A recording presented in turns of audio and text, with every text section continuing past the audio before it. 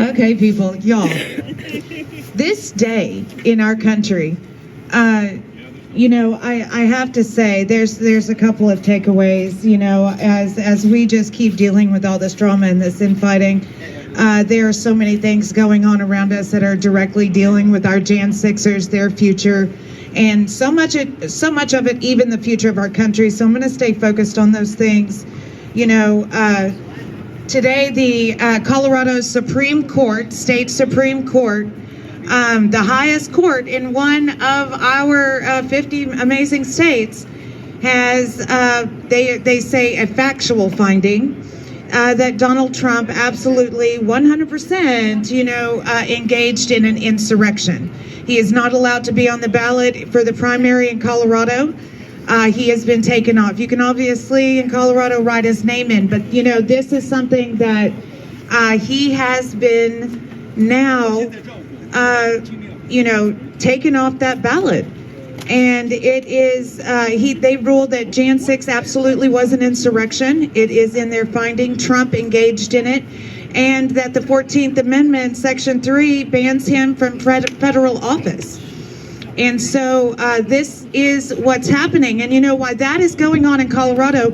We have at our border a crisis of unparalleled experience. And this is what chaps my hide, is that, we are being invaded. Yep. We are absolutely being invaded. They're not going to have to impeach Biden. That's absolute treason. One of the absolute requirements of the federal government is to protect our borders. That's right. That is one of the only things that I feel comfortable with them doing, and they're not doing it. And at the same time, they are taking personnel from the BOP, the Bureau of Prisons, to help the guys at the border. You were already looking at such an under-personneled area of government. That's right. I mean, I've sat in the committee hearings. I listened to what the BOP director, Miss Peters, said. I listened to her. She has no idea. She's only the 11th one in 8 years. So, she still doesn't have a good grasp on her job yet. But, they tell me there's 32 to 34,000 employees at the Bureau of Prisons for 168 to 170,000 individuals. And now you're going to take resources at the BOP and send them down to the border. Okay. We really need to unite and really look around and really go into prayer and see what is happening in your country right now. Look and see what's happening. We now have one of the highest courts in Colorado, the highest court in Colorado, has said that Trump is unable to be president because of his participation in an insurrection. No one has been charged with an insurrection. How can they do that if he hasn't been charged? I would like everyone to go read it too. I haven't read all of it, but I can tell you, one of the key takeaway points that I got also is that they start going in step by step of months of rhetoric that led to it. Okay, so what the Colorado Supreme Court is doing is basically even setting up an argument that will be used again against Trump. Yep. So, all of us. It is just so, I'm in awe. I'm in awe that 250 years ago that we had Sons of Liberty that were willing to lose everything they had for the cost of freedom. Where you at, Patriot? And 250 years on, we're afraid we're going to lose our prime on Amazon. Right. And I don't know what to say. There's nothing else to say. I'm a middle-aged white woman, so. But I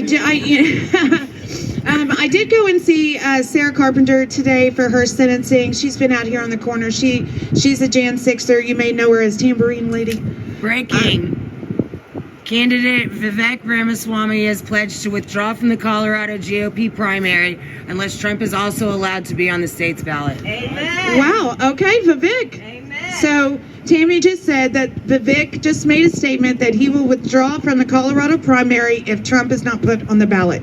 Okay, here's another thing. We keep bringing peace, man. These people want war, don't they? That's right. You know, I'm telling you. We keep saying, hey, you know, look, I think there's a problem with the election.